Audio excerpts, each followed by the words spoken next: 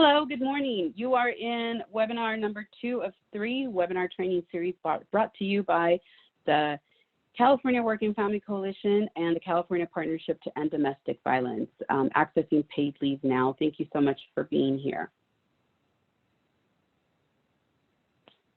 Work and Family Coalition, I'm going to hand it over to Jenya, who is the Coalition Director, so that she can tell us more about the Work and Family Coalition. Hey, good morning, everybody. I'm really excited to see people from all over the state.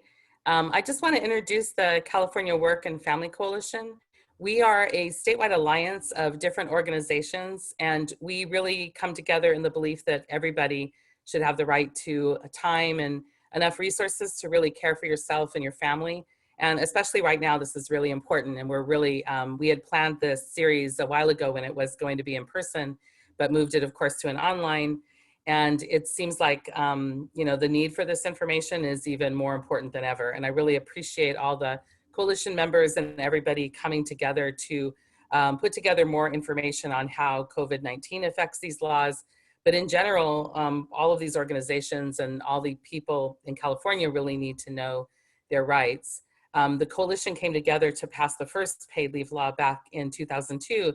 And ever since then, a lot of what we do is really about equity, making sure that people can access paid leave. And part of that is working in partnership with organizations like the Partnership to End Domestic Violence, Legal Aid at Work, Center for Work-Life Law, ROC LA, Chinese Progressive Association, all the different groups that come together in this belief and are, you know, working on this type of training. So I really thank everybody for coming and hope that you'll share the information with your organizations and people. Next. Yeah, so that's, go ahead, Alejandra. Oh, and Thanks then, so much, Jenya. Yep. Oh, okay. So, and we are in partnership with the California Partnership to End Domestic Violence. One of the things that we find is that paid leave not only helps people in their health and well-being, but it also is a preventative for domestic violence. It helps build healthy relationships, and economic security is really the key to all of that. So hold on one second, because you're giving them the answers to the next question. Hold on. Hold on. All right, so we do have a question for everyone. Why is the California Partnership to End Domestic Violence here?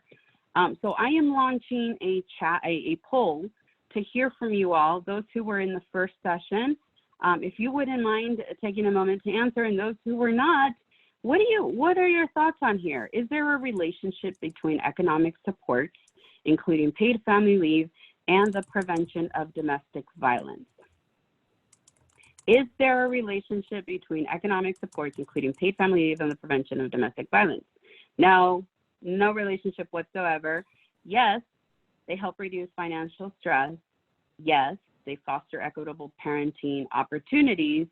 Yes, they promote economic independence. Yes, they promote gender equity in the relationship, or yes, for the other reason. If you have another reason in mind that supports that there is a relationship between economic supports and the prevention of domestic violence, please type it in the chat so that we can see what you are thinking. This will end, the poll will end in about 15 seconds, and I will show the results to everyone. The results are coming in. We are at about 50% of folks voting. So please, if you have access to your computer, if you are on a screen, if you are able to respond, please do so now. The data helps us support the continued funding of these efforts. It shows that folks are showing up, that you're interested. I will stop talking so that you can respond to the poll.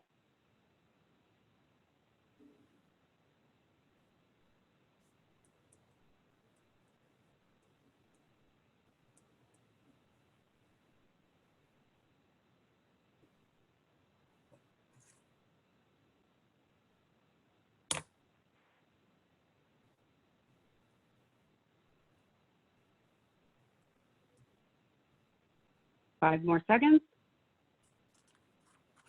Folks are still voting. I love it.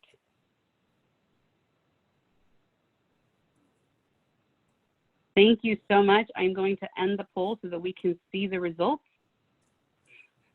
From what you can see, yes, there is definitely a relationship, which is why the California Partnership to End Domestic Violence is working in collaboration with the California Work and Family Coalition. Economic dependence is one of the #1 reasons why folks stick around or remain in an unhealthy relationship, or unfortunately, one of the #1 uses of someone who manipulates or abuses their partner. So by helping to support and strengthen economic supports across our states, including paid family leave, we are helping to reduce financial stress. We are helping to foster equitable parenting opportunities. We're helping to promote economic independence, gender equity in the relationship. And as you are mentioning, there are also other reasons that help strengthen economic supports and prevent domestic violence. Thank you so much for showing up with your responses. We really appreciate you, and we appreciate the support with the coalition.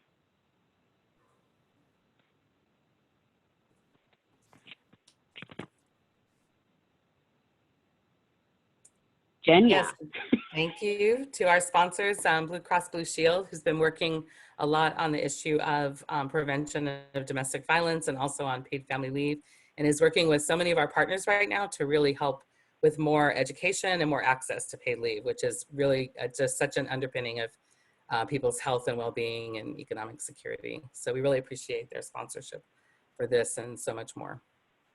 So we're going to go over just quickly what you're going to be getting today.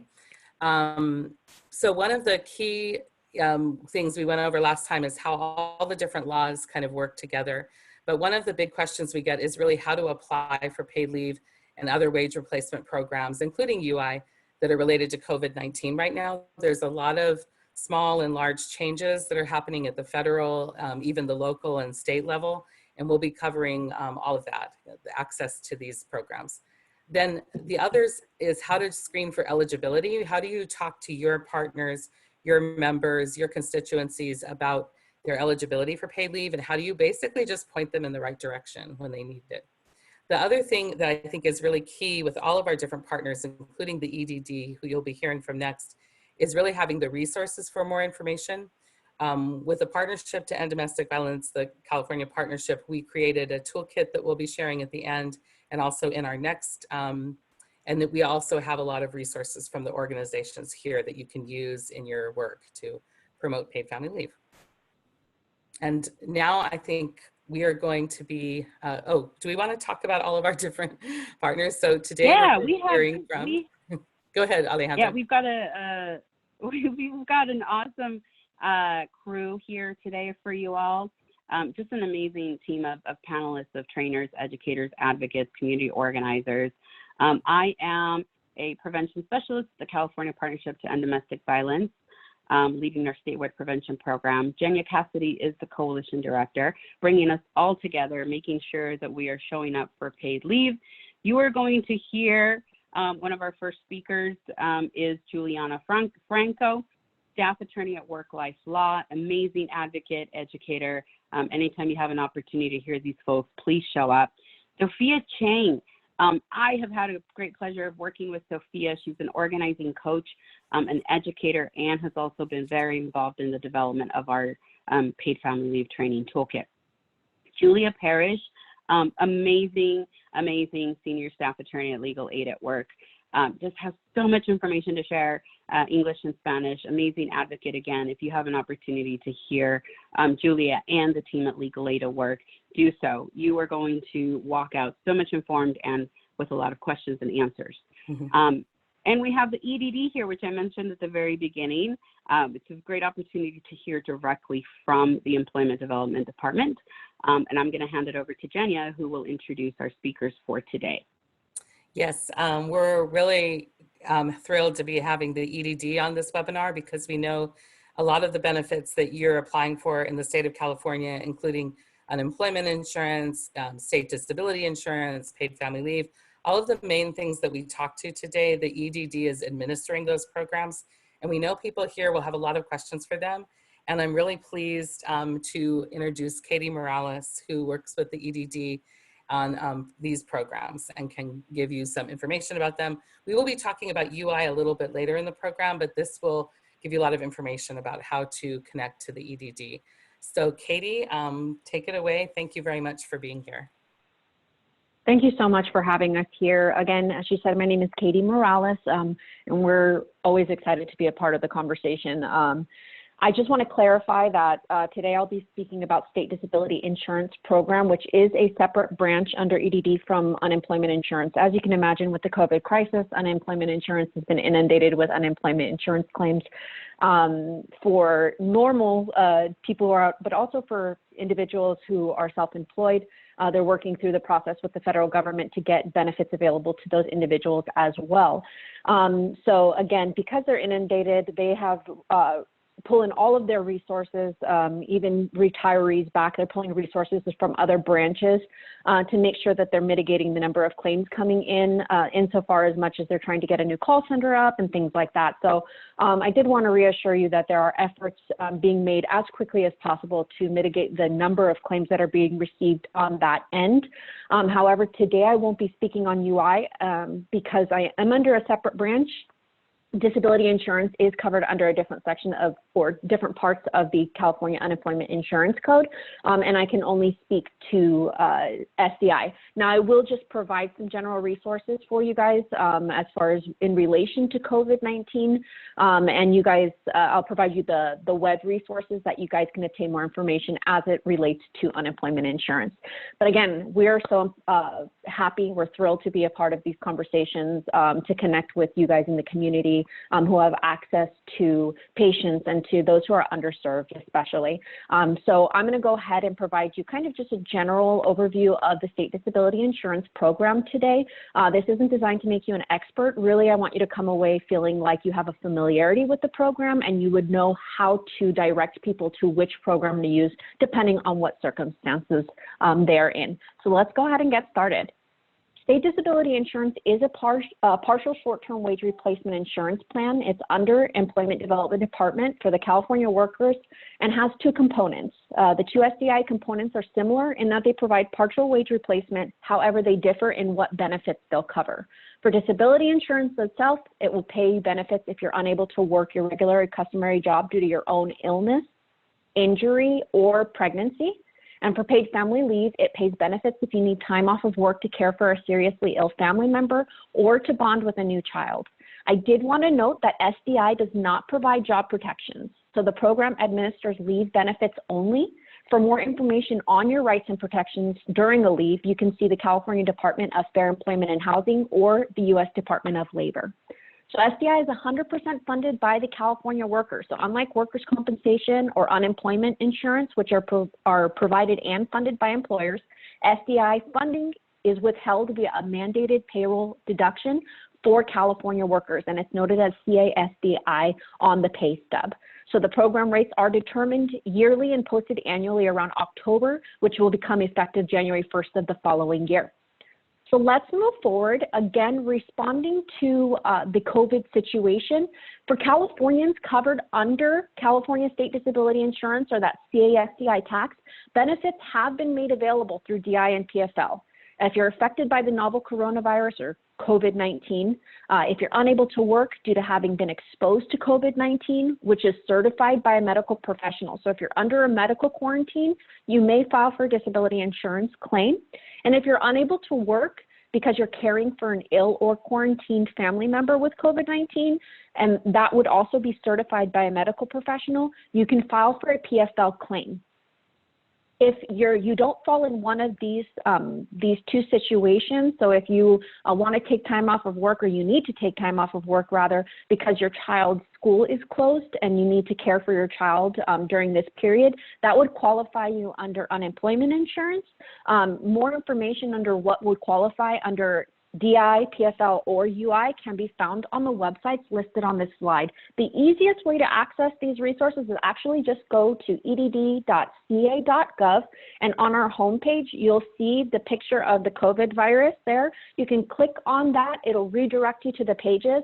From there, you have a lot of information regarding the pandemic unemployment, which is for the self-employed, the additional $600 benefits, And that web page is really kept up to date. So with the most current information that's provided both federally and locally by the state, we update those web pages. So I would just ask that you guys check out those websites. Keep checking in with them because information is changing almost daily at this point.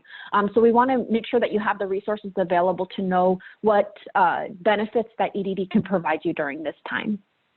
So moving forward, I did want to kind of cover the individual components of the program, starting with disability insurance, which provides you partial wage replacement for your own illness, injury, pregnancy, or disability.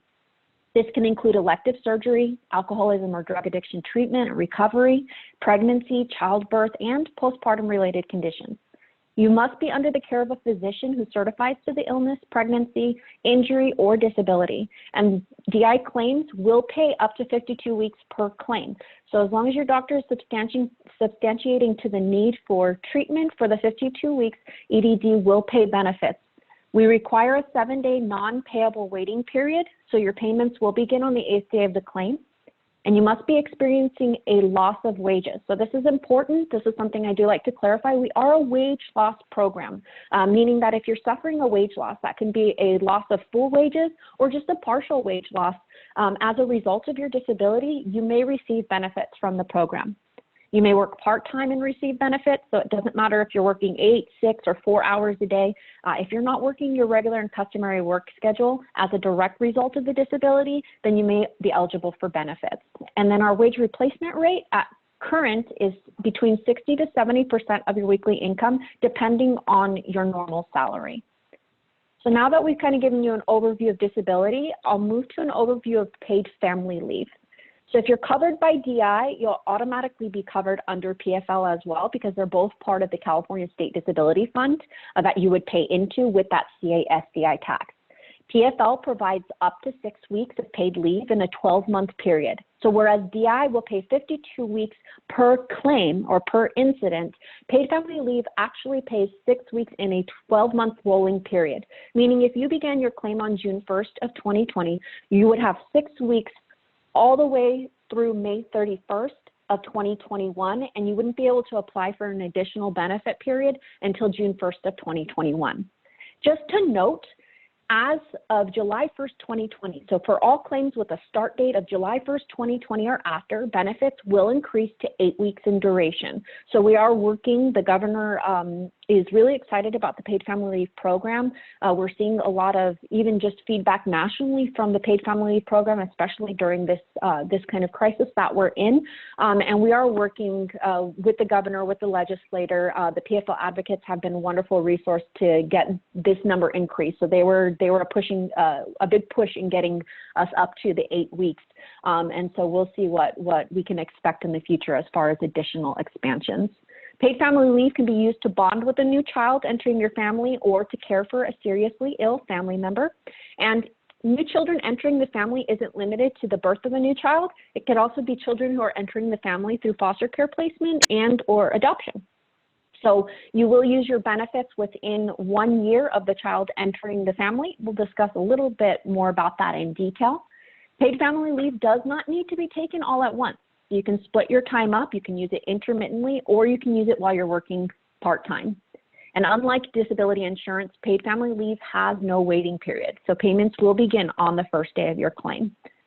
We also want to reiterate that this is not a government assistance program. So we know that you guys working in communities that don't have access to information as readily, there are a lot of people who aren't applying for the program because they see it as a government assistance or government handout, and it's absolutely not. It's something that the California worker pays into. And just like you would pay into your car insurance, if you needed it, you would utilize the insurance. So we want to make sure that we're really enforcing the message that that this is not government assistance. This is something that they've paid into, and this is fully accessible to them. We also, just to note, do not take immigration or citizenship status into account as other programs do. We do not ask any questions regarding their status. So we'd like to pass that and kind of enforce that message on as well. Let's move forward. Again, we talked about there being two types of paid family leave claims. We have care claims and bonding claims. And today I'm going to go ahead and start with family leave care claims. So if you're taking a paid family leave care claim, you may take time off of work to care for a seriously ill child, parent, parent-in-law, grandparent, grandchild, sibling, spouse, or registered domestic partner. And if we can move the slide forward. Now, paid family leave includes out-of-state care. So if you have a family member who you need to care for who's out of state or out of the country, you will maintain eligibility for the program. In order to provide care in these situations, the physician or practitioner must provide certification of the serious illness and the need for care. The care recipient or their authorized representative, if they're unable to sign, must provide a signature confirming that there is a request for care. And we wanted to let you know that more than one family member can file a claim for each care recipient. If that care recipient requires 24 hours care, we understand that that might take 3 people, as they might each do an 8-hour shift to care for the family member. So up to 3 individuals can file a paid family leave claim for each care recipient.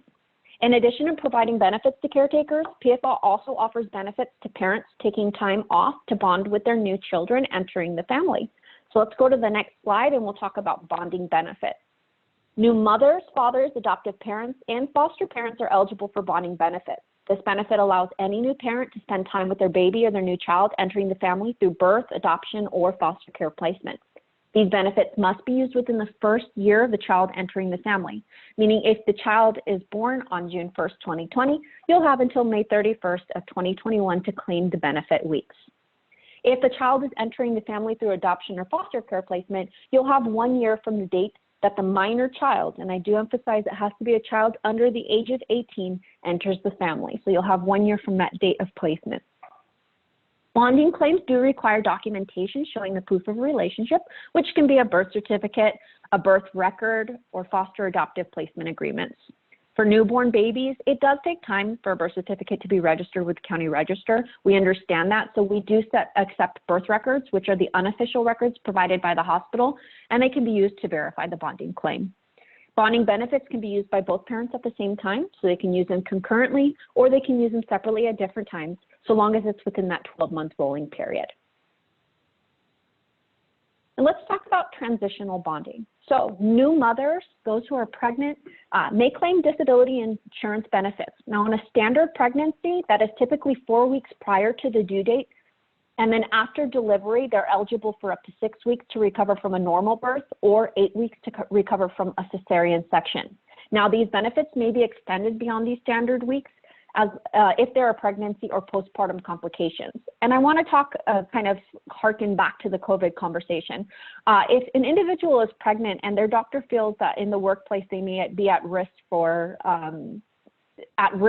to be exposed to COVID-19, as that can be considered a pregnancy complication. So as long as the doctor is substantiating medically there is a need for that individual to be off work, they may extend their that pregnancy benefits beyond the normal 4 weeks, even under a situation like COVID-19. So the medical provider will need to provide certification for complications to the EDD to allow for the additional time, whether that's a pregnancy complication or a postpartum complication. Now, new moms receiving benefits after giving birth are most likely eligible to receive PFL benefits after their DI claim ends. A claim for paid family leave benefits new mother, which is a single form application, will be issued automatically after their final DI payment. And the form must be submitted to file for PFL benefits. So it doesn't happen automatically. If they're transitioning from a DI pregnancy-related claim, they will need to go ahead and file the paperwork to claim their PFL bonding benefits. And then if they're transitioning from a DI pregnancy-related claim, they will not need proof of relationship as a normal bonding claim would, because their DI claim in and of itself is proof of the bonding relationship. So we'll talk a little bit more about determining eligibility, just a brief overview. If you've paid or if your client has paid into the California SDI tax, which they can see on their W-2 and or their pay stubs as CA-SDI within the 5 to 18-month period prior to taking their leave, then they're most likely eligible for benefits. Not all employees pay into the program, so it is important, and we do want to emphasize, to check a pay stub before assuming eligibility. Again, we want to note that citizenship and immigration status do not affect eligibility. And we also want to just let you know that benefits are not guaranteed until the claim is approved by the EDD. If anyone is unsure about it and they're kind of saying, well, would I qualify or not, please have them apply. We want to let people know that to not disqualify themselves. We want them to know that we're the ones who are trained under the law to make a determination on the claim, and we don't want anyone preventing themselves from even applying if they thought, I'm going to be disqualified anyways. At the EDD, SDI, in-state disability insurance, we pride ourselves in the fact that we understand we're working on behalf of the constituent. We understand we're working on behalf of the claimant, and we want to pay the claim. And we are, the way that we interpret the law is always to benefit the claimant. And so we will do everything in our power, so long as we are under the code, the CEUs, we will do everything in our power to pay the claim. So please, if they're unsure about it, if they're questioning if they should or not, have them file the claim and allow us to make the determination. So let's move forward and talk about employment status. So how does employment status impact eligibility? Well, you don't have to be a full-time employee to qualify. It can be seasonal, part-time, or even unemployed, and they may still qualify. If individuals are unemployed, they must be either collecting unemployment insurance or be actively looking for work to qualify. Since eligibility is determined by employment contributions 5 to 18 months prior to the claim start date, the current employment or lack of employment doesn't necessarily disqualify an individual. For self-employed individuals, eligibility is available if they're making contributions to the Disability Insurance Elective Coverage Program. For more information on how to enroll, you can visit the EDD site, and they can get you started on your contributions to SDI. Now that I've given you a brief overview of the program, we really want to talk about how to apply, right? So let's get into the claim filing process. There are 2 ways to apply for DI and PFL. We'll go ahead and move forward to the next claim to talk about that. It is recommended to file a claim through SDI Online, as this is the fastest and easiest way to submit claims. It reduces claim errors, processing time, and really you have all the benefits of being able to contact EDD online, as well as view your claim status. So in order to file a claim online, you must be registered for our new single login portal, which is called Benefit Programs Online. That gives you access to SDI Online and UI Online. You'll need to then register for SDI Online and then select File a New Claim in SDI Online. Tutorials are available that give you a complete walkthrough for registration and claim filing on the EDD website, edd.ca.gov, and you can access those on the BPO or Benefit Programs Online site. If you prefer to file by mail, you'll need to complete the claim for disability insurance benefits, or DE 2501, or the claim for paid family leave benefits, DE 2501F. Claim forms must be completed in their entirety, and all required supporting documentations must be returned to the department for claims processing. It is important, if you're completing a DI form by mail, that you are using the red image on the slide. So you'll see that as an optical character recognition. It interfaces with SDI Online, and essentially that means that it reads the document for us and then inputs the information, as opposed to having to manually type in each document.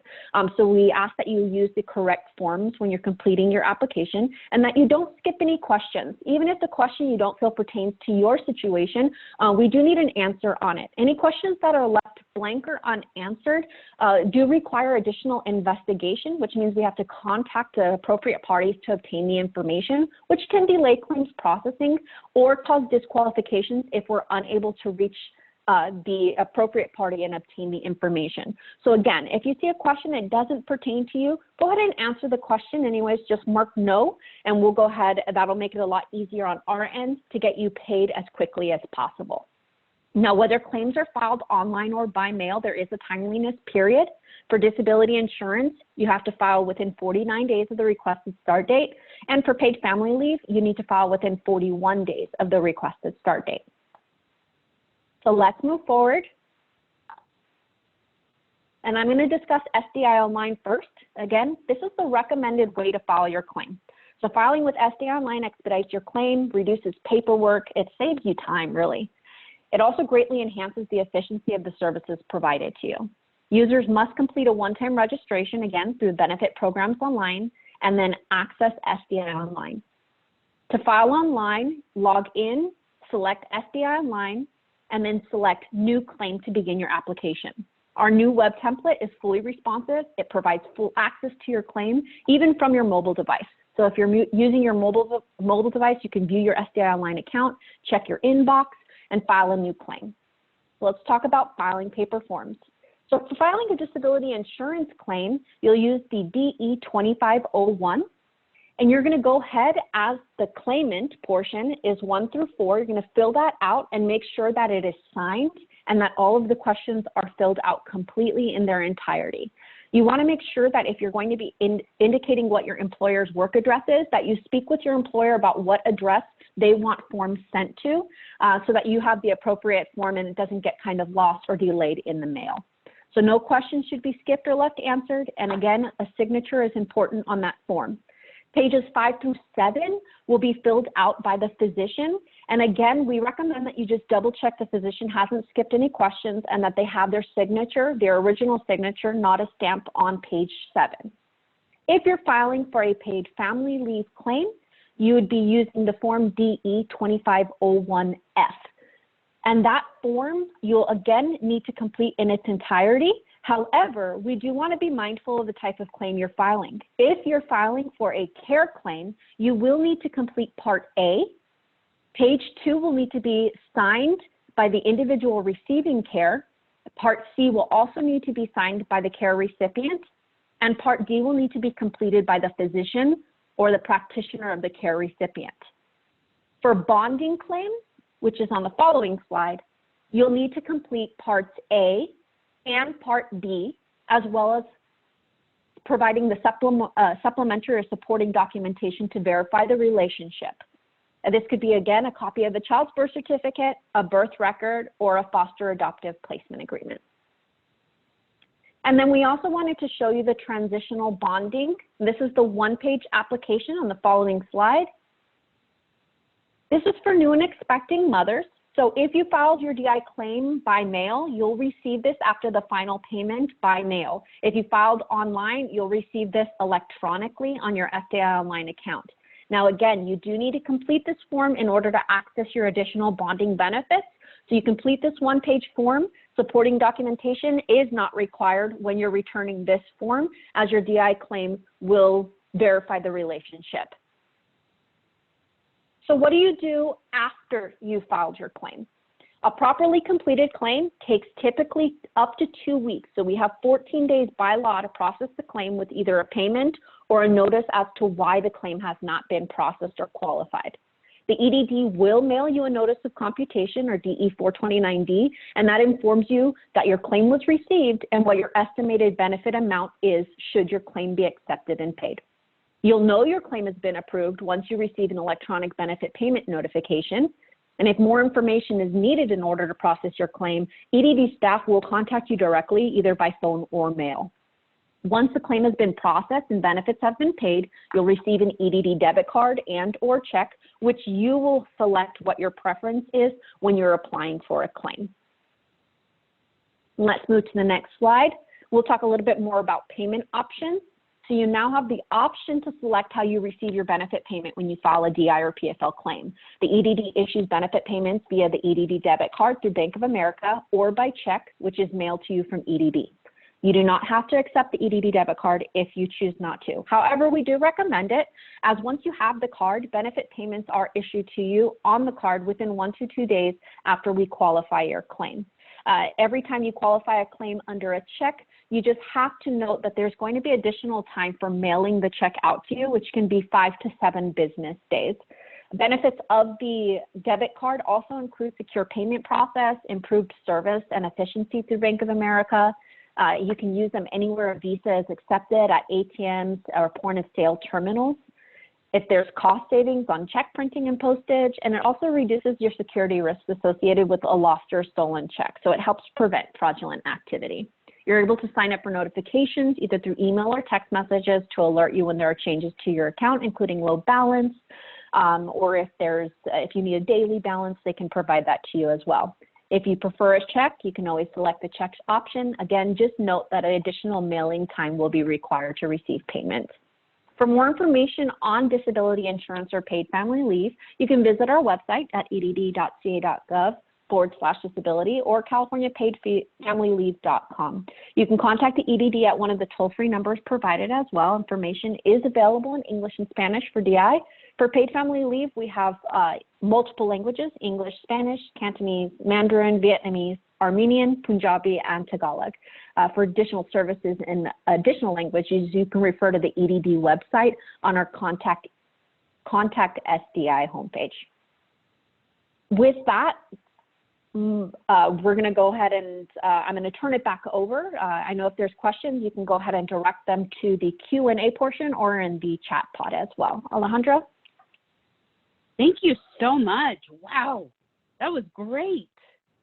That was very clear. I know I had a lot of my questions answered. Let's see, help me out, panelists. Yes, while we are sorting through the questions, if you wouldn't mind, if you have a question that has not been answered, please go into the Q&A section. It's just in your panel, in your floating panel with the buttons, and click on Q&A and add it in so we don't lose those questions and the EDD can respond to that. We have a question of if your EDD trainings are available in another language.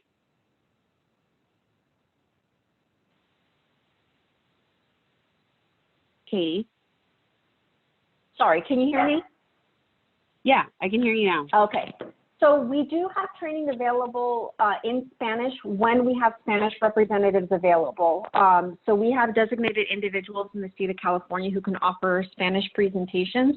However, because of the current crisis that we're under, we have all of our resources pulled either to assist with unemployment insurance and processing their abundance of claims, or being rerouted to our department to process claims as well. So at current, we do have our English available. I know that for the seminar that we're having today at 1 p.m., that the coalition is graciously providing translating services for us there. However, normally, yes, we do have individuals that we can reach out to that do attend events. If you guys are hosting an event and want a Spanish speaking available, we do have individuals in the field offices that will represent us in Spanish. Thank you. Katie, you can also follow along with me in the Q&A section of your floating panel. We have a question: if a non-citizen applies for SDI and enters a Social Security number, and if they get a letter stating that they do not have benefits, can they reapply without putting a Social Security number? Would they just submit a copy of check stub and W-2?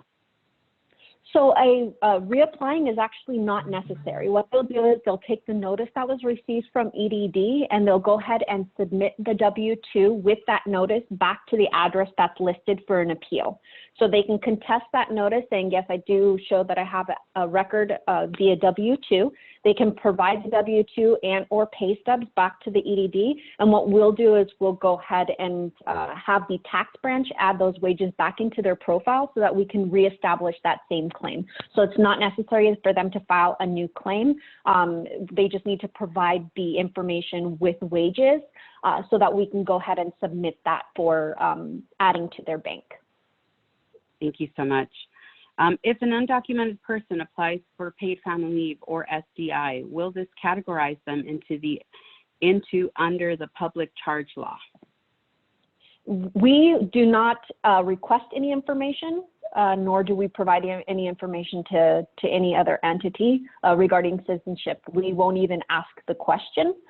There's nowhere in our paperwork that requires any citizenship or immigration status to be filled out.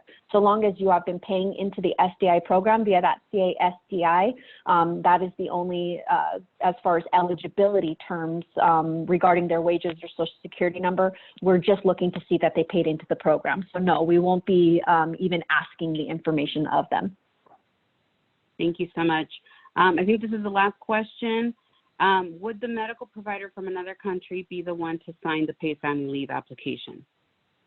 Whomever the medical provider is for the care recipient. So if they are out of country, they will need to provide, they'll need to bring with them the paper application and have the medical provider in the country of care that they're going to fill out that information and then return it. Now, again, because it's an out of country, they need to probably anticipate that there's going to be a greater mailing time, as well as there probably will need to be an in-house investigation to ensure the validity of the doctor's license.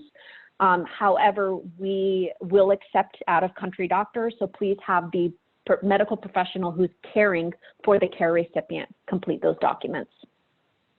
Okay. Katie, thank you so much. It has been a pleasure having you here. You answered so many of our questions, very clear information. We really appreciate you. We appreciate working in partnership with you all. And we look forward to continuing the conversation with the EDD.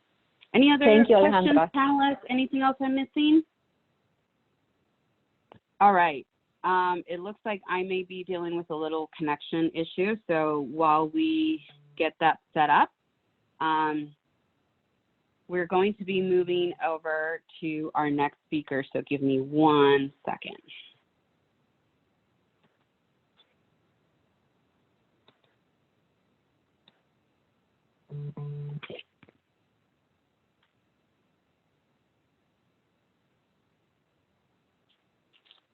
Thank you so much, EDD. Now we are on to Juliana Franco, attorney. I'm so excited to hear from you. I've got my notepad ready to go. Thank you so much. It's all yours. Well, good morning, everyone. Thank you for being here with us on this beautiful Wednesday morning. I'm sure many of you attended last week's webinar. We did give an overview of existing laws in California and kind of information on your rights and when a certain law may come into play. So just an overview, because this is a very important point in this area of law, is that certain laws provide your right to job protected time off, while others provide the right to income replacement. Just because you're eligible for one does not necessarily mean you're eligible for the other, and vice versa. That's a very key point to remember when we're having these discussions. So for example, if someone's taking leave for pregnancy disability, that doesn't necessarily mean that they're eligible for the income replacement and vice versa. Now I'm going to go into pregnancy disability and other steps that you can take to ensure your rights. So to access your rights, you might have to communicate with different entities. For some, you may need to talk to your doctor and your employer, and for others, you may need to talk to the EDD, your doctor, your employer, and a combination of those entities.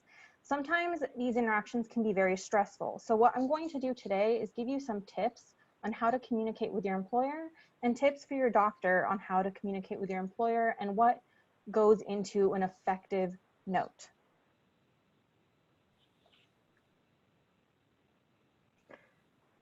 As many of you may know, disclosing a pregnancy to your employer can be really stressful, especially so if you're unsure of your rights, how to access them, or if you have reason to believe that your employer will react badly. So we've put together some tips to make this process easier.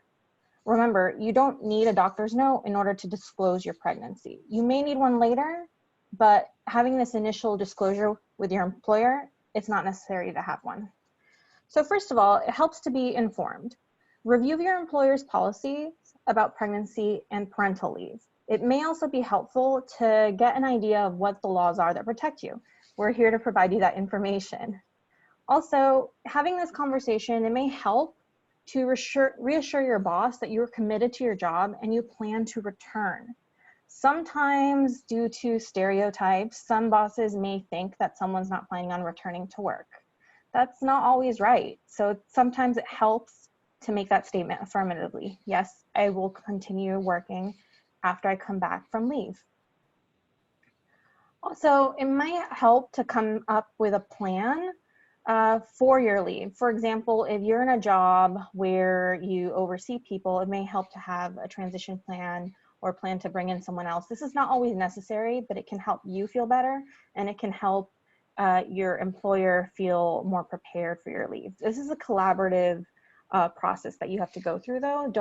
Don't think that this all falls on you. Your employer needs to be involved too.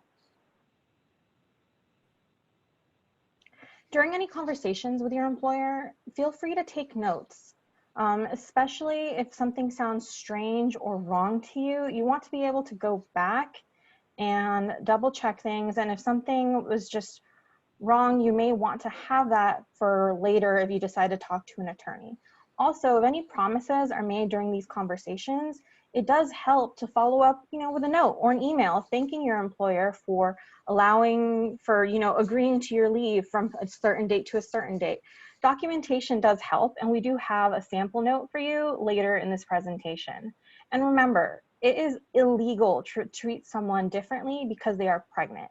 So your employer can't fire you because of that and can't treat you worse. If you ever are in a situation where you're unsure if you're being discriminated against, please reach out to a counselor.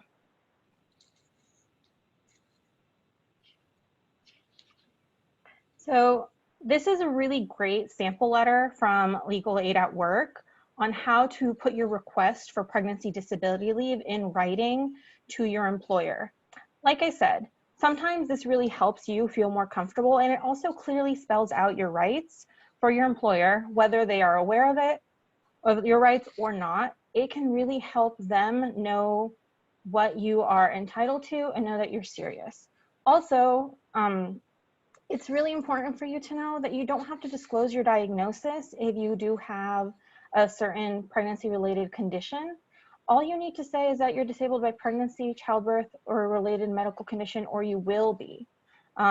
Make sure to give the anticipated dates of your leave, though. It's best practice to give your employer about 30 days notice of leave if it's foreseeable. If it's not, just give notice as soon as you can.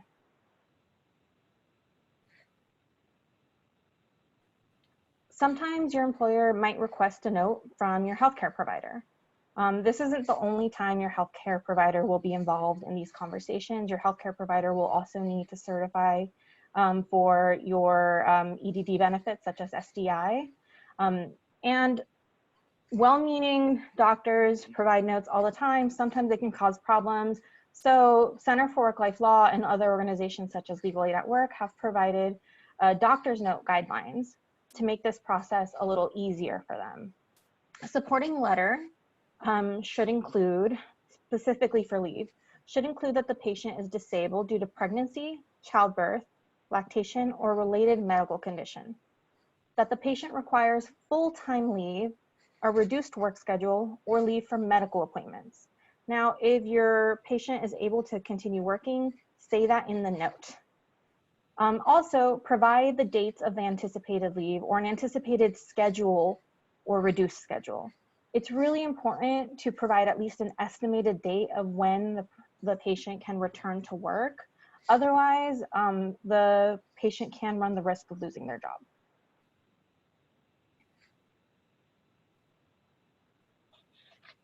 Again, we have these really great sample letters from Legal Aid at Work, and Work-Life Law also has some samples for healthcare providers to write notes to their patients' employers. As you'll see, there are templates that provide so many options for the doctors. It really shouldn't take that much time away from their already really busy schedules. It's important that you let your doctor know that no, they don't need to disclose your diagnosis so long as they provide that really critical piece of information that you're disabled by pregnancy, childbirth, or related medical condition, and it's always good to provide the expected dates of leave. So while someone's on pregnancy disability leave, they can apply for state disability insurance, as our colleague from EDD explained earlier today.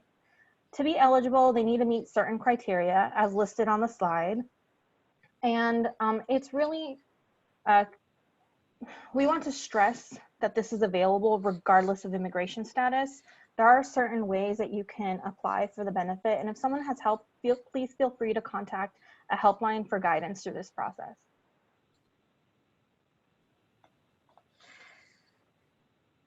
Now I'm going to hand it off to my colleague, Julia Parrish from Legal Aid at Work.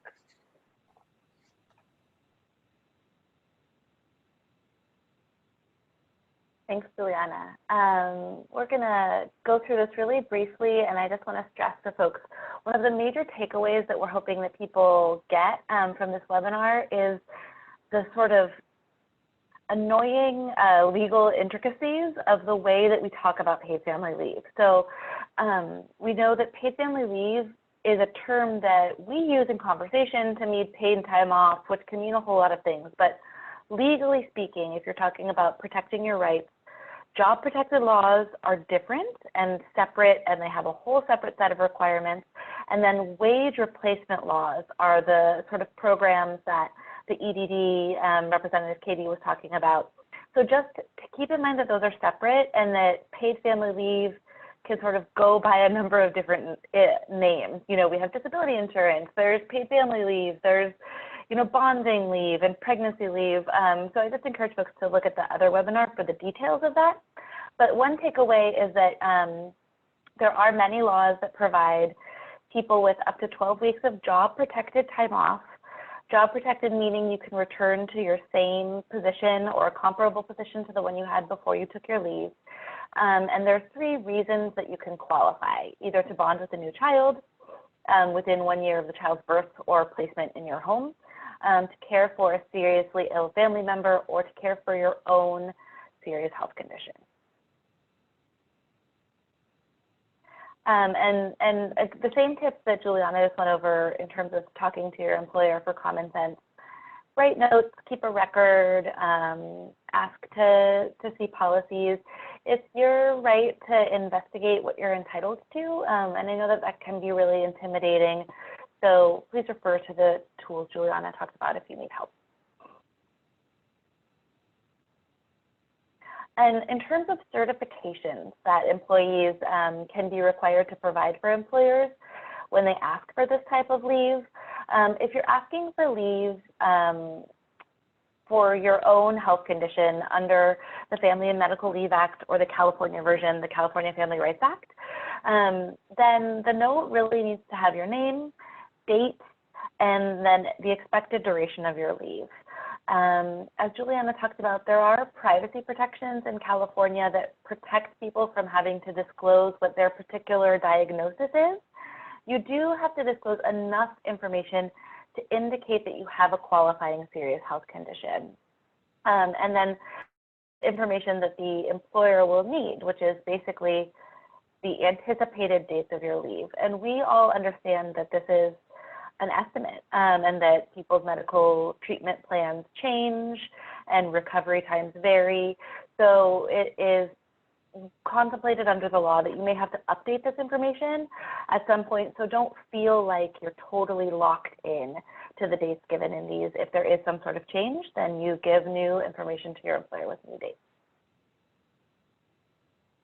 And again, for your own health condition, if you are asking for an intermittent leave or a reduced schedule as opposed to one big chunk of time, you also want to include your estimates of how that leave is going to work. Is it going to be 1 week every month for cancer treatment, or is it 1 day a week to attend therapy appointments? And then, again, this is an estimate. It's your best guess. If you have an intermittent condition that's episodic, like migraines, that's hard to guess, but you just have to do your best and give your employer some information so that they can estimate the time off.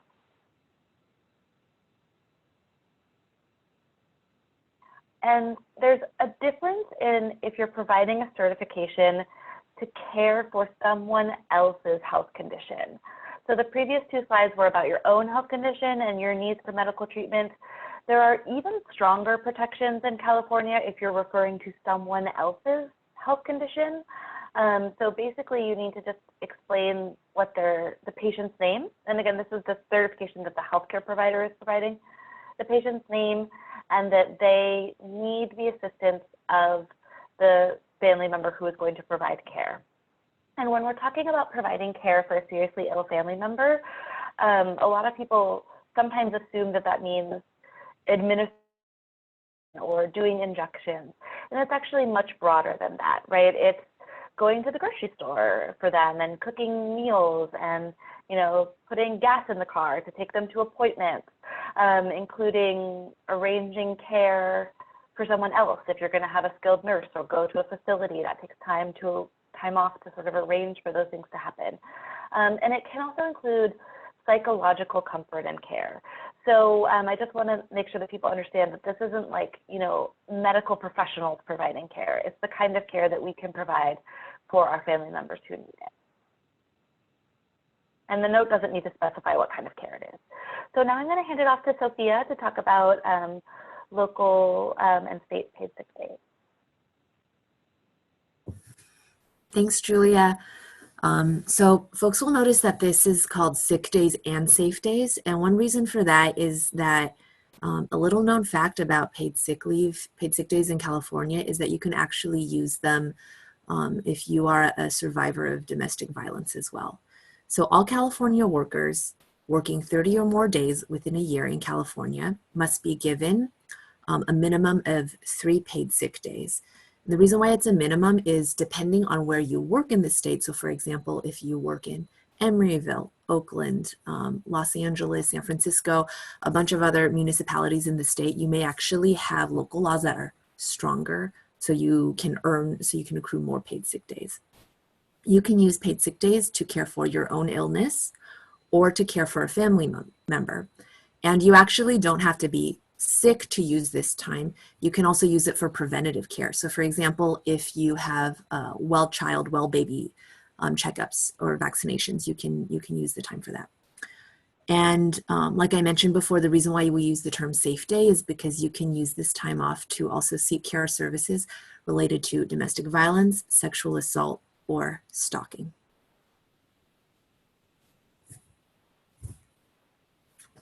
Important information about paid sick days and paid safe days. Your employer cannot deny a valid request for using this time off as long as you've actually accrued it. You don't need to explain or justify why you're using it. So similar to the short-term disability insurance, you don't need to go into detail about your reasons. You should let your employer know as soon as you can. So for example, if you're using your time off for a well baby checkup, that's something that's obviously scheduled ahead of time, so you could give your employer a heads up. But sometimes you wake up in the morning and you realize you're super sick and you can't go in, so you can let your employer know that morning. Your employer cannot create rules saying like, oh, you can only take this time off if you let me know, for example, 3 days ahead of time.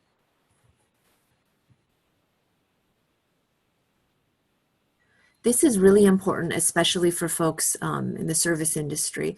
Your employer cannot require you to find someone to cover your shift as a condition of using the leave. As a manager, as an employer, that's their responsibility. So that cannot be a requirement or prerequisite for you to use this paid sick or paid safe time off. And also, this is super important, and a lot of people don't know this, your employer cannot require documentation. So sometimes employers will say, okay, well, you can use that time, but you have to give me a doctor's note. They actually cannot require this unless you are taking 3 or more paid sick days consecutively. In that case, if you're taking 3 or more in a row, then they can ask for documentation. You also don't need to use the entire day. So if you are going to a doctor's appointment and you know that it's only going to take up, let's say, 2 hours of the day, you can ask your employer, can I use 2 hours or 3 hours that I've accrued? Your employer cannot require you to use up like a whole day of accrued time. So some good practices. Find out what your employer's established policy is for requesting and using paid sick day. If they don't have a written policy, it's really important that you document your request in writing. So if you have a habit of texting or emailing your employer, it's really important to have that paper trail and specify the day and the amount of time that you're going to take off. And this documentation is important to keep a good, clear line of communication with your supervisor, and is also helpful in case there's misunderstanding in the future, in case there's any retaliation, in case you get your next paycheck and you find that you weren't paid for that paid sick time. You can refer back to your email or the text message and say, hey, remember I had accrued this time. I let you know, I gave you a heads up that I was going to take it, and this should be showing up on my next paycheck. So we're going to skip this part, just this one slide, but an important part of knowing your rights is that if you run into any trouble, for example, you think that you've been retaliated against, maybe your employer decides that, oh, you know what, this person's taking too much time off, paid sick time or paid safe time, I'm going to cut their hours. I'm going to give them a less desirable shift at work, demotes you, threaten you, for whatever reason, you have recourse. So one of the things you can do is you can file a retaliation claim with the state of California. And the good thing about the coalition that's providing this training is that there are a bunch of different organizations, including legal aid organizations, nonprofit worker centers that are industry specific that can help you navigate that. And again, if you think just as a preventative thing, in case you experience retaliation, it's always important to document your requests in writing so that you have a paper trail. Great. So we developed a checklist to help individuals navigating paid leave, specifically paid sick days, paid safe days, and paid family leave, as well as service providers, for example, nurses, counselors, people who might be helping folks navigate their right to leave. So the checklist is made of 5 super simple questions. Here's the first question. Why are you using the time off? So are you using it for baby bonding? So as the EDD pointed out, the baby bonding doesn't have to be with a baby that's your biological child. It can also be somebody who you're taking into foster care or someone you're adopting. Are you caring for a seriously ill child, parent, parent-in-law, grandparent, grandchild, sibling, spouse, or registered domestic partner? Because for the paid family leave, there's a defined scope for what counts as family member. Are you taking care of your own or a family member's health for 3 or fewer days? Or are you seeking care or services related to domestic violence, sexual assault, or stalking? So any of these would qualify you to use paid family leave, or for the second to last one, taking care of your own or family member's health for 3 or fewer days. You could use paid sick leave for that.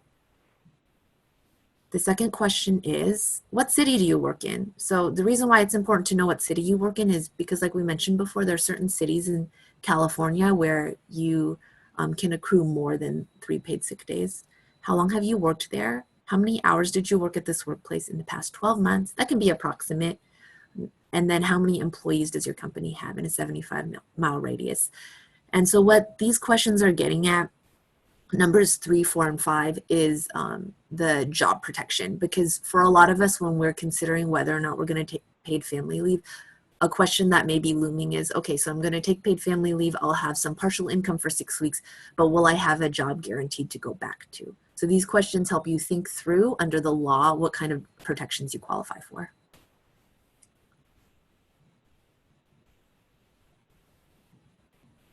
And if you're a service provider and you want to help people, your clients, your members, your patients navigate some of this, here are some suggested questions that you could ask them.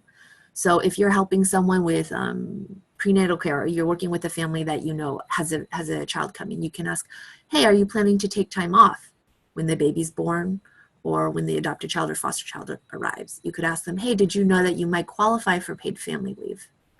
So you could have 60 or 70% of your income for up to 6 weeks while you bond with this child. And as of July 2020, it's going to be up to 8 weeks. You could also ask, do you have any idea when you might return to work? Have you talked to your supervisor about it? You might qualify for job protection. Job protection means that after your leave, you come back to your same or comparable job. And it also means, it's super important, that you keep your benefits while you're on your leave.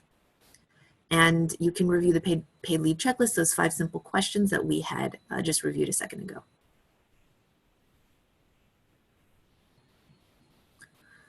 So this is for caregivers.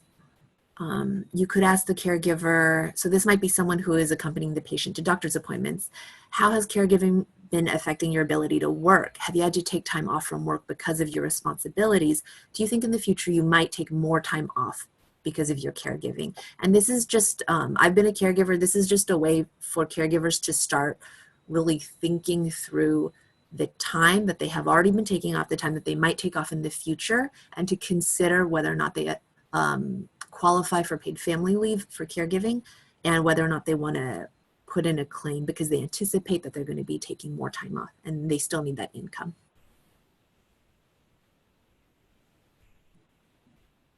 So more questions about caregiving, and this gets at the job protection. Have you talked to your supervisor about it? You might qualify for job protection.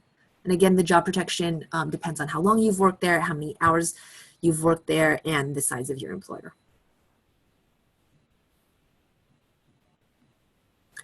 This is about paid sick days. So paid sick days, the time frame that you get paid sick days is usually a shorter time frame. Again, paid family leave is for, excuse me.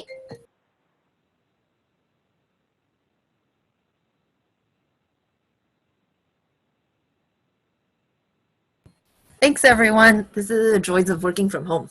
Okay. So paid sick days is usually a shorter time frame. Paid family leave is to take care of someone who's seriously ill. So paid sick days. If you're talking to a worker, you could ask, when you're sick, do you usually go to work or stay home? Did you know that you qualify for paid sick days? This means you can stay home and still be paid your regular pay. And for paid family leave, you qualify if you pay into SDI, which you can check if you look at your paycheck.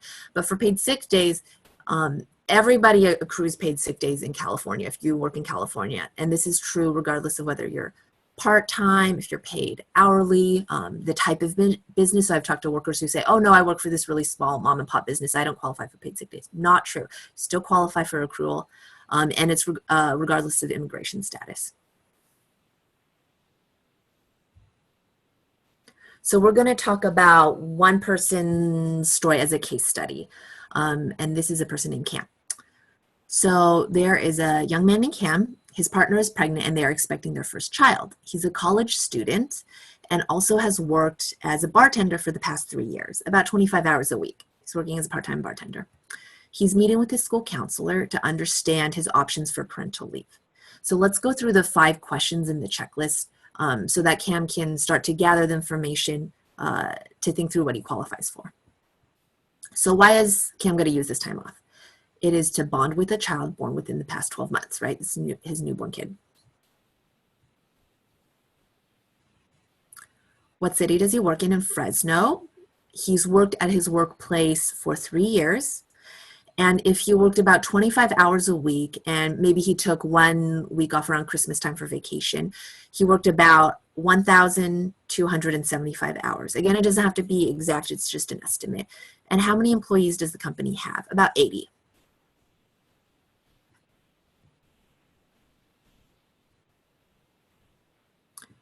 So according to this, Cam can take up to 6 weeks of paid family leave.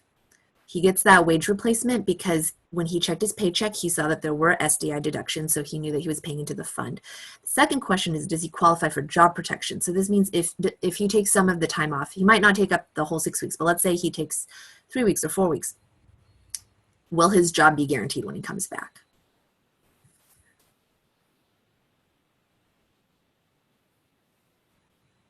Yes, he qualifies for job protection because he's been working at the same place for over a year, more than 1,250 hours in the last year, and the employer has more than 25 employees. I think this might be a typo. I think it might be 20 employees. Maybe one of the attorneys can clarify in the chat.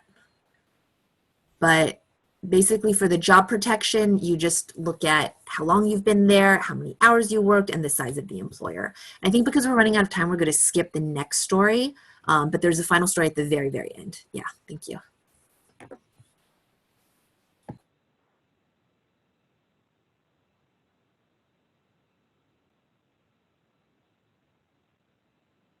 Hello, everyone. It's me again. So I'm going to talk to you today about some new worker protections under the recently enacted Family First Coronavirus Response Act.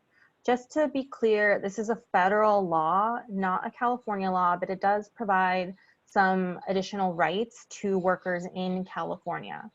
If you work in certain cities around the state, for example, San Jose or San Francisco, you might have even more rights. I know certain cities have been trying to pass ordinances that fill in some loopholes in those laws and ensure that more workers are able to access these protections. So the Families First Coronavirus Response Act did two pretty major things. It provided for emergency paid sick leave and emergency family medical leave. Now these are temporary and go through the end of the year, but they have raised a lot of questions for people, so we're here to answer some of them. So we're going to start with emergency paid sick leave. One important thing to note is that this doesn't have a time and service requirement, meaning that you don't have to have worked somewhere for a set amount of time before you qualify for it. You're also going to request this from your employer. So some of the tips here are going to be about talking to your employer, but also about information that you need to provide your employer. So first of all, you get 2 weeks of paid sick leave at 100% wage replacement if you're under a quarantine or isolation order from a government entity, or if you have been advised to self-quarantine by a healthcare provider. Now, the maximum daily amount you can receive while taking this type of leave is $511 per day, or $5,100 total over the paid sick period, which is 2 weeks. Now, you can also take 2 weeks of paid sick leave at 2/3 your wage replacement if you're caring for someone who's subject to a quarantine or isolation order, who's been ordered to self-quarantine by a doctor, or if you're caring for a child whose school or childcare has closed. Now this has a maximum of $200 per day or $2,000 over the paid sick period. Remember, this entitlement is only 2 weeks of paid sick leave. So you can't take 2 weeks per qualifying reason, it's 2 weeks total. Next slide, please. Yeah, so in order to apply for the paid sick leave from your employer, you're going to need to submit a signed statement and provide notice as soon as practicable. This is a legal term, but just provide notice as soon as you can. Meaning if you are sick and spoke to a doctor, try to talk to your employer as soon as possible. If you receive notice that your child's school is closing, which has already happened, but let's say for some reason it hasn't. Provide notice to your employer as soon as you can. Try to follow their notice procedures, whether it be oral or written, but for purposes of this note, some DOL regulations do recommend a signed statement. This should include your name, the dates for which you're requesting leave, your qualifying reason for leave related to coronavirus, and an oral or written statement that you're unable to work or telework for one of the following reasons. And these are the qualifying reasons for taking emergency paid sick leave under the Families First Coronavirus Response Act. So one reason is that you yourself are under a quarantine or isolation order from a government entity. You'll also need to tell your employer the name of the government entity that issued that order. Another reason is that you have been advised by a healthcare provider to self-quarantine. You'll need to provide your employer the name of that healthcare provider. Now, if you are caring for an individual subject to a quarantine or isolation order, you need to provide the name of that government entity that issued the order or the healthcare provider that recommended the self-quarantine. There are a few more requirements if you're caring for a child whose school or childcare closed. For instance, you'll have to provide the name of the child that you're caring for, the name of the school or their childcare provider that closed or is unavailable, and a statement representing that no other suitable person can care for the child during this period of requested leave. There is another form of eligibility for paid sick leave under the Families First Coronavirus Response Act, and that's if you're experiencing what's called a substantially similar condition as specified by the Secretary of Health and Human Services. Now, there isn't much guidance on this yet, so most people will be taking it for the earlier 4 reasons that we mentioned. It's important to know that if you provide notice to your employer, they need to give you the opportunity to correct before they reject your request for leave, and your employer must keep the documentation that you provide for 4 years. Remember, you're requesting the permission for the time off from your employer, but your employer will also be responsible for paying you during this time. They will eventually receive a tax credit, which is why this information is important for them.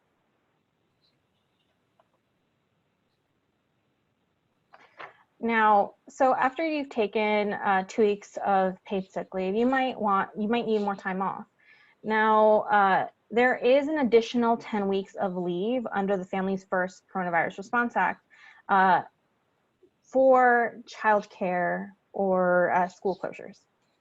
It doesn't extend to the other qualifying reasons under paid sick leave. This is an expansion of the FMLA, and it does provide pay, 2/3 of your wages for the additional 10 weeks while you're unable to work or telework due to these closures.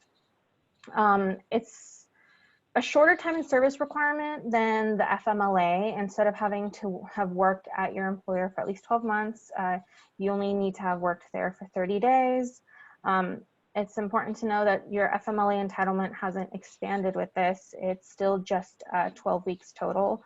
So for people who are planning on taking FMLA later in the year for another reason, keep in mind the possibility of exhaustion. And this also can't be used to cover a reduction in hours that has already happened.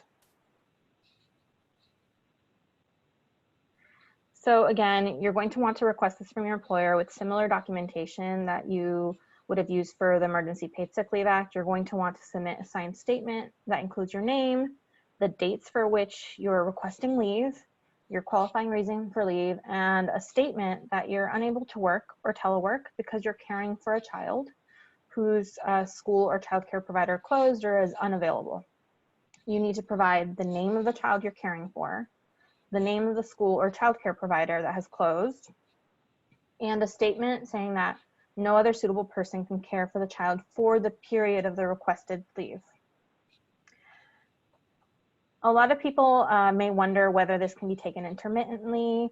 This depends on the circumstances for paid sick leave and FML, but generally intermittent leave needs to be a mutual agreement between an employee and an employer.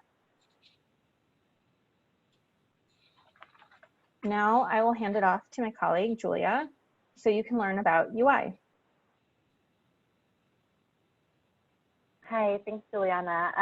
I know we're throwing around a lot of terms and a lot of different layers of protections.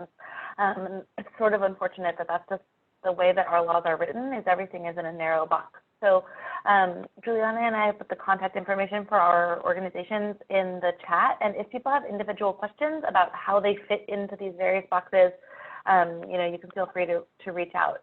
But everything we've talked to so far is really about people taking leave from work and going back, or taking a paid leave from the EDD, getting wage replacement during that time. I'm going to move on and talk a little bit about unemployment insurance, which is usually when somebody has been fired. There's some unusual circumstances now under the federal law that I'll get into, but typically unemployment insurance you don't take when you're anticipating going back to the job that you had. You have to have lost your job through no fault of your own. This can include quitting in some circumstances. In general, it's much more difficult to access unemployment if you quit, but it is sometimes possible if you can prove basically that any reasonable person in your circumstance would have had no other option but to quit.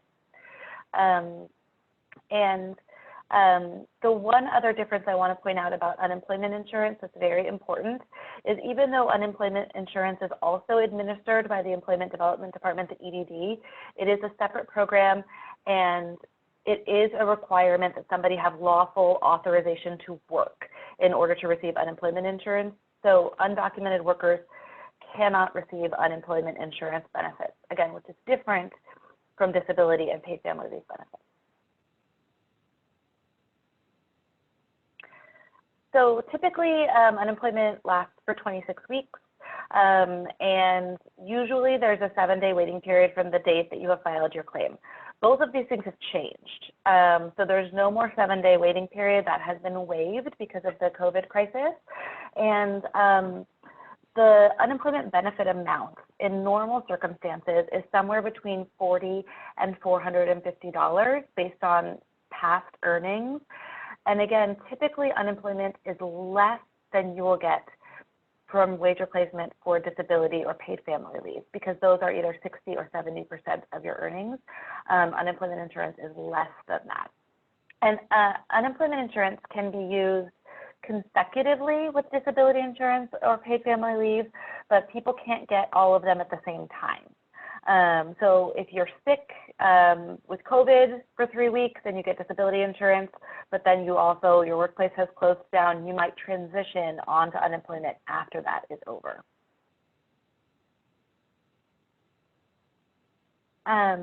And you want to apply typically as soon as possible because unlike disability and paid family leave, the EDD will not backdate your claim to the first day you were unemployed. Typically, they only backdate the claim to the Sunday before you applied. Again, if you can prove sort of extraordinary circumstances or good cause, they might do that. As a practical matter, with the volume of claims that the EDD is currently experiencing, historically high unemployment rates in the state, exponentially more than they have ever dealt with in the past, I do not recommend waiting to apply. If you are having trouble getting through to the EDD and therefore can't apply sort of in time, you can tell that to the EDD and they should backdate your claim. So one tip for doing this is like if you're trying to call to apply, take screenshots of your call log showing that you can't get through, or keep copies of the facts. The most efficient way to apply is by applying online. We do know that that's a barrier for a lot of people, particularly with language access. If that's possible, it's best. If not, try to keep records showing that you were trying to apply.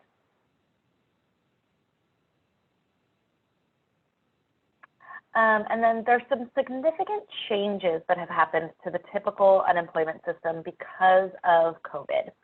So the federal government passed a law that changed the way that states administer unemployment insurance. Unemployment insurance is typically a state program that receives federal funding, and the federal government has sort of changed the terms of the funding now to really enhance benefits for people. There are 3 main ways that this is happening. The first is that people can have unemployment insurance for longer. So instead of the 27-week cap, there is an additional 13 weeks of benefits. So people might be eligible for unemployment for a longer period of time than they typically are. This applies to anybody who is receiving unemployment insurance for any reason, related to COVID or not.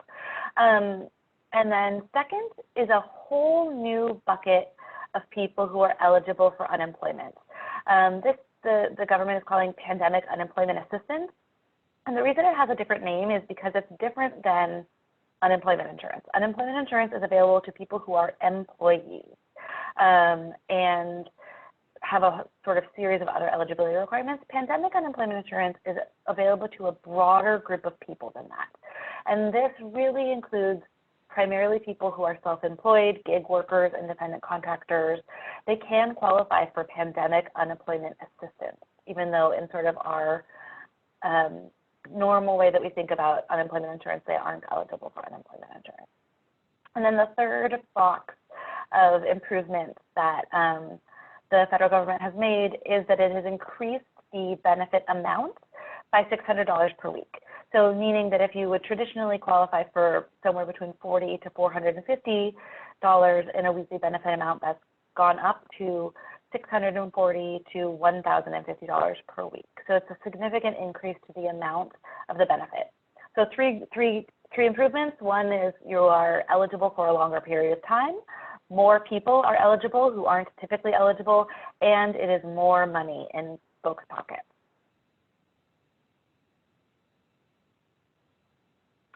And this is just a little bit more detail about some of the additional people who are eligible. Again, the 13 weeks applies to everybody.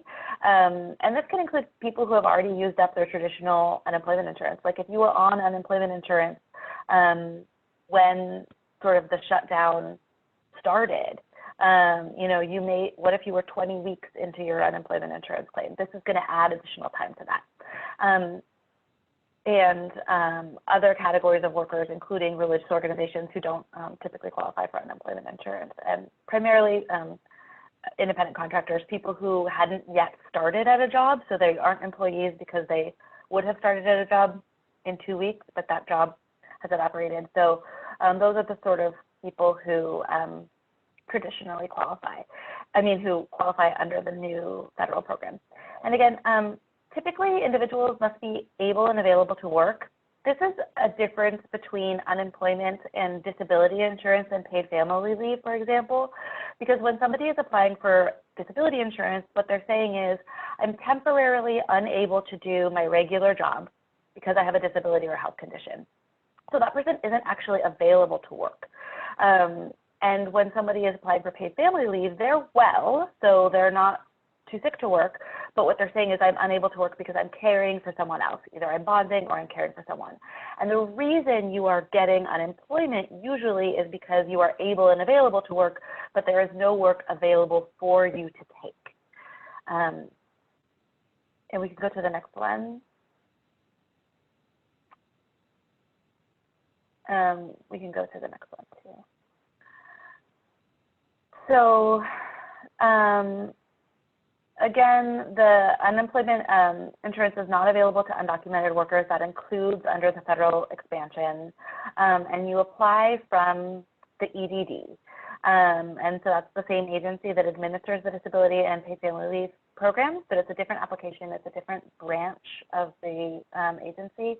And the branches don't, there's not sort of a cross-sector communication. You have to apply for the program that you are actually seeking.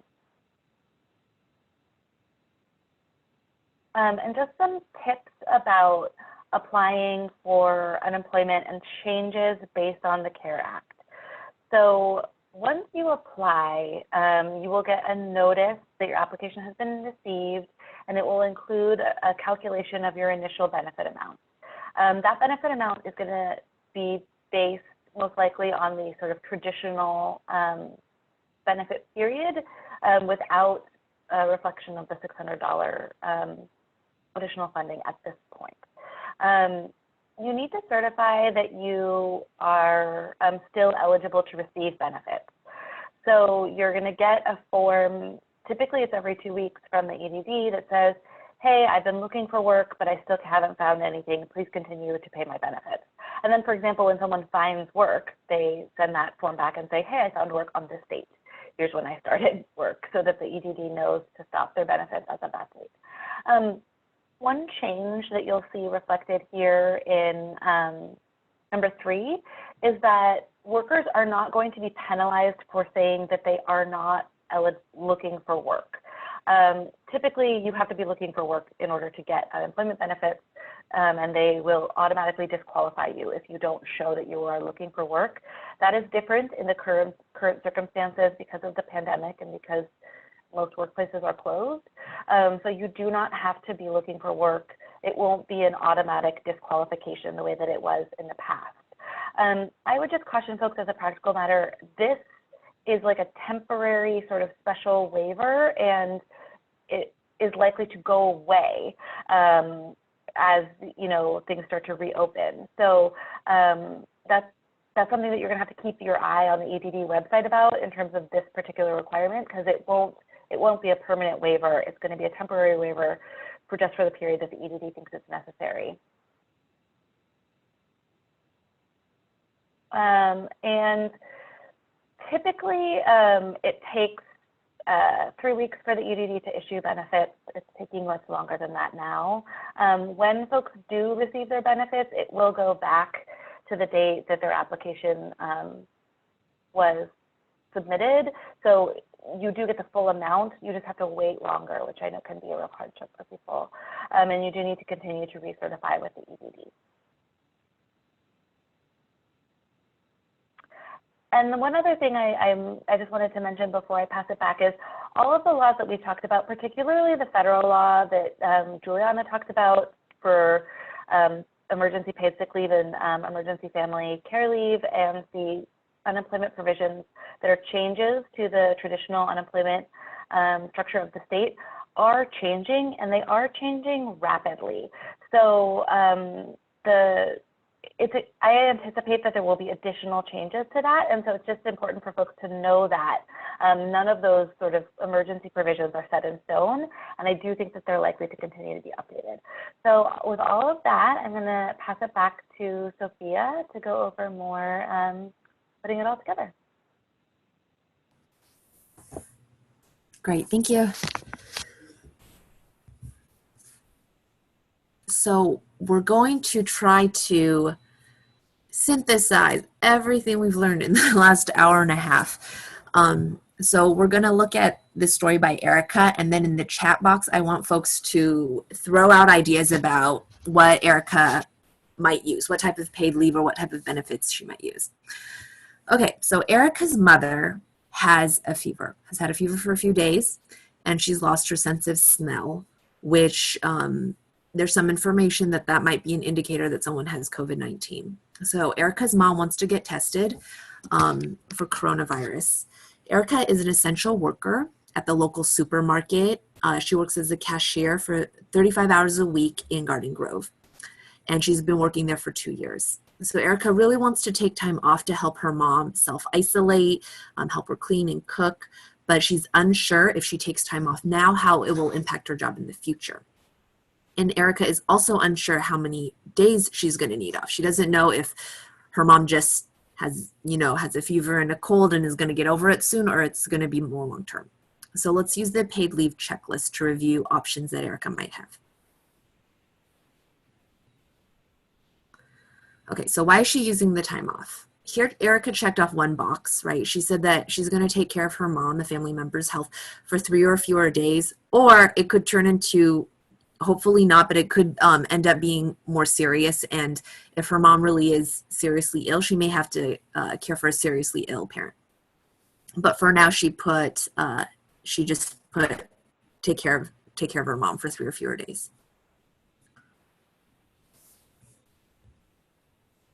So what city does she work in? She works in Garden Grove in Orange County, Southern California. How long does she work there? 2 years.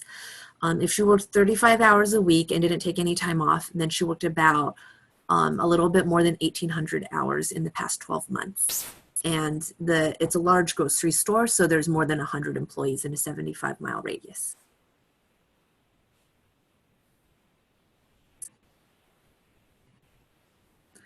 So she has a range of options. Let's go back to the last slide. Maybe people can share in the chat, and we'll just take maybe 1 minute to gather answers. What do you think Erica might consider as her paid leave options? Her mom might have COVID-19. It might turn into something more serious and long-term. She's not sure.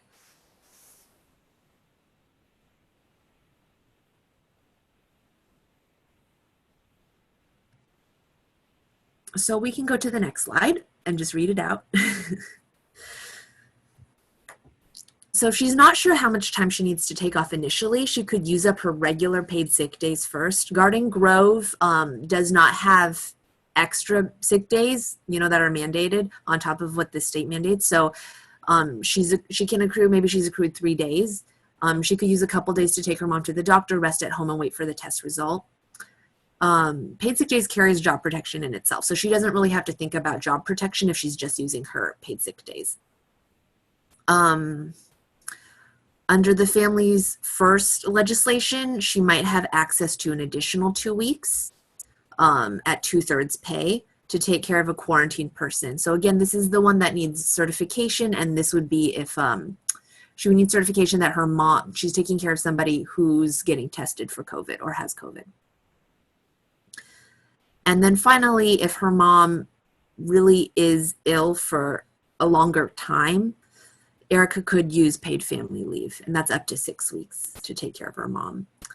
And with paid family leave, unlike paid sick days, you do have to think about, do I qualify for job protection? And in this case, she qualifies because she's been working at the grocery store for over a year, more than 1,250 hours in the last year. And the company has a certain number of employees.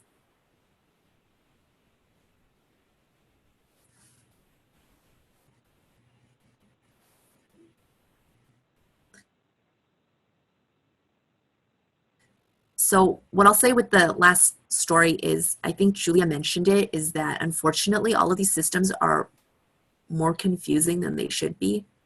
And so that's why we need a 2-hour training to review, the range of different benefits you might have that are either like a government insurance, like paid family leave, or benefits that your employer is mandated to provide in the workplace, like paid sick days.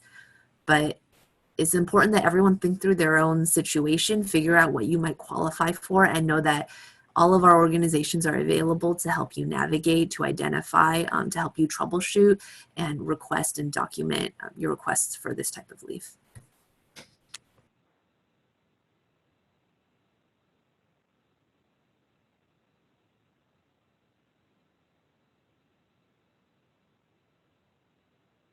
I'm muted. I should unmute myself. Thank you so much, Sophia. That was absolutely fantastic. Thank you, Juliana. Thank you, Julia. That was great. Great information. There's so much that we just walked away learning. I am not a paid family leave expert. I am with you all here learning as we go through this. Just want to thank you all from the California Work and Family Coalition and the California Partnership to End Domestic Violence, all of our collaborators for being here. We do have evaluations that need to be completed. If you are receiving CEUs, your evaluation needs to be completed in order for you to receive your CEU. While we, let me load up the chat so I can see what is going on, so we have some time for question and answers. Let's see. Oh, I do want to say while the chat is being loaded, that Sophia was speaking about the checklist. So you saw bits and pieces of this checklist that you were all going to get access to through the Paid Family Leave Training Toolkit. This toolkit has been developed in collaboration with the California Work and Family Coalition and the Partnership to End Domestic Violence. We are creating this tool for you all to have everything in one place, to have easy to use tools like this checklist that you can use with your clients, with the folks that you work with, if you are an advocate, a community organizer, a preventionist, and whatever role you're in, having one piece of paper that can be easily used. It's going to be downloadable. We're going to get more into it in the next webinar, so make sure that you join us May 5th, same time, 10 a.m. in English, 1 p.m. in Spanish. We are going to have the recordings available. If you registered, we should have access to your email. You will get access to these trainings. The recordings are up. You can visit our website for more information. Let's see where we are at with the Q&A. All right, so are these sick day laws, do they apply for per diem employees or non-benefited? Which one of our panelists would like to answer this question?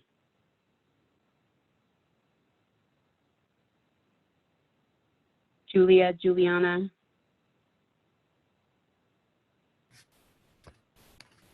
If you're an employee, you get paid sick days. So even if you don't get benefits like health benefits otherwise, or you don't get paid vacation, you should still be accruing paid sick days. Julia, did you want to add something?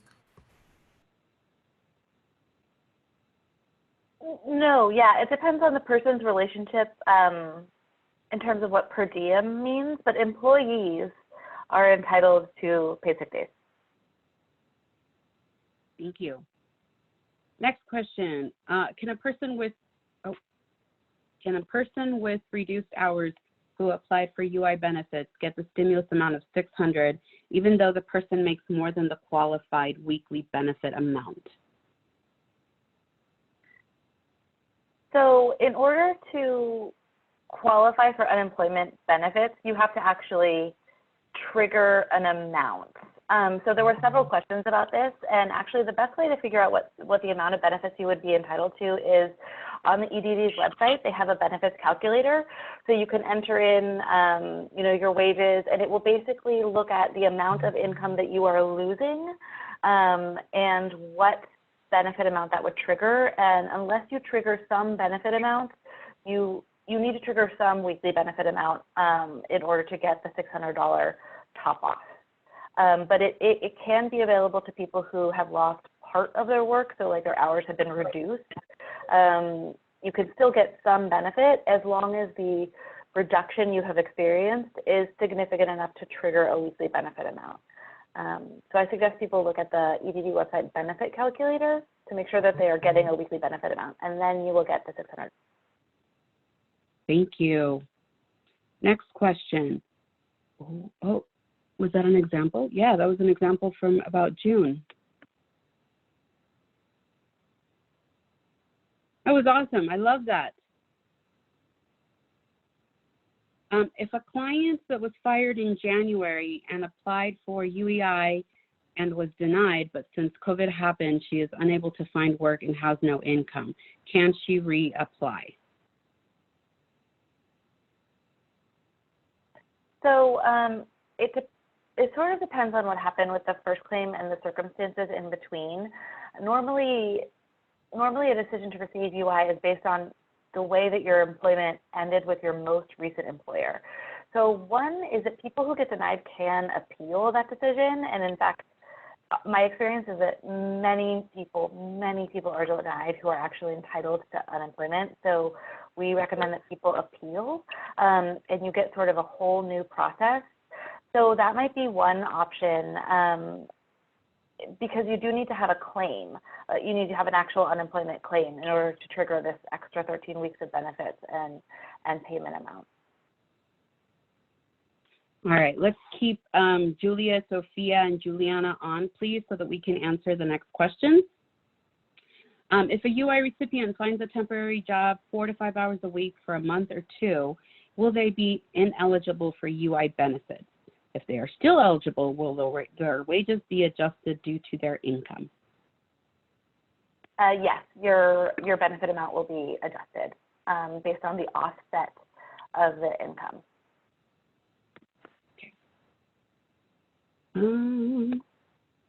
Do we have a list of cities with their regulations or access to sick days? I tried to remember off the top of my head. I know there's Berkeley, Emeryville, Oakland, LA, San Francisco, Santa Monica. Is San Diego also? Yes. There's a chart. I can put it in the box. An organization called The Better Balance has a nice chart that shows all of the local jurisdictions. And along those lines, there actually are a number of local jurisdictions that are passing emergency provisions now to fill some of the gaps in the laws that Juliana talked about, particularly the federal laws that she talked about providing emergency paid sick leave don't apply to employers that have more than 500 employees, but there are lots of cities around California that are applying or are passing laws that do apply to employers with more than 500 employees, including Los Angeles, San Jose, San Francisco, and Oakland, I think is likely to do the same. So we can put up more resources about. All right, let's see the chat. You will receive an email with all of the information for so that you can access the previous recordings and these ones. Does paid family leave extension include fathers? My partner just wrapped up his paternity leave at the beginning of April. Is there an extension available for him? Our baby is 8 months old. If you're talking about paid family leave in the sense of the wage replacement benefit from the EDD, then to get that 8 weeks instead of 6 weeks, it only applies to claims that are started after July. So if you took 6 weeks of bonding already and then you want to take a two extra weeks after July, you actually can't do that. It's only for claims that are initiated after the July effective date. If you're talking about paid family leave in the context that Juliana was talking about it because of school or care closures, then maybe, but like Juliana said, it doesn't give you extra time under FMLA if you've already used up all of your FMLA time. You will be receiving the email. Thank you so much, Julia. You will be receiving the email with the link for the evaluation. I have a special note to RNs and IBCLCs. You will receive your CEUs, CERPS by email after filling out the evaluation. After the webinar, participants will receive an evaluation to complete. After they submit the evaluation, a link will be provided immediately. Please click on the link. This will direct you to a form that must be completed in order for you to receive your certificate. The form will ask you for your name, first and last, and your license number if applicable. After completing and submitting the form, you should receive your certificate within 30 minutes. Thank you. Let's see. All right, so as I'm finding other questions, because I know there are I'm looking for them. Folks attended the first webinar. We looked at who is eligible, what is paid family leave, unemployment insurance, and all of this about.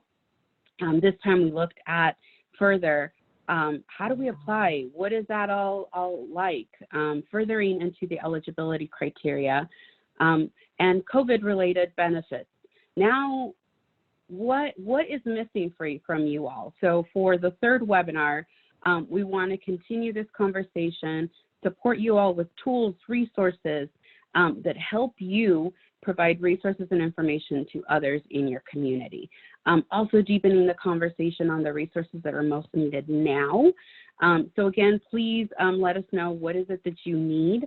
What is it that you would like for us to deepen in the third webinar, which is happening on May 5th.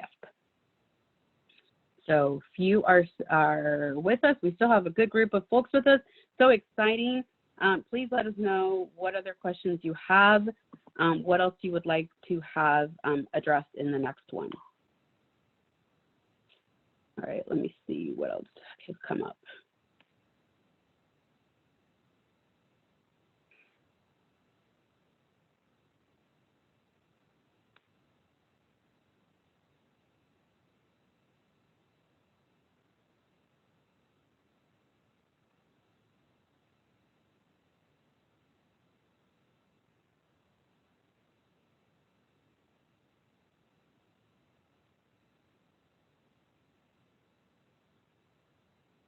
All right, I'm seeing a lot of folks did not receive the evaluation for last time. They did not receive access to the link. Please make sure that we have your correct email address. You can send it to info@, can you type that back into the chat, please, so that Yes. people have it accessible in chat in caps, info@workfamilyca.org. You have our contact information here. I would like to thank all of our trainers, all of our collaborators. This is not possible without you. We also want to let folks know that this is not the end. We have another series on, I'm going to keep saying it, May 5th, and we are looking at having after hours, evenings, weekend town hall forums, looking at other languages. We know that this is very much interest to our community. So please reach out to us. If you have any additional questions or thoughts for the next session, please send to us. I am also adding my email on here, and you have our contact information from when you registered. Thank you so much to everyone. Thank you for being here. We wish you health, safety, and well-being forever. Thank you. Anything else our panelists would like to add? Thank you so much. Have a wonderful rest of the week. See you on May 5th. Thank you. Stay safe, everyone. Thank you.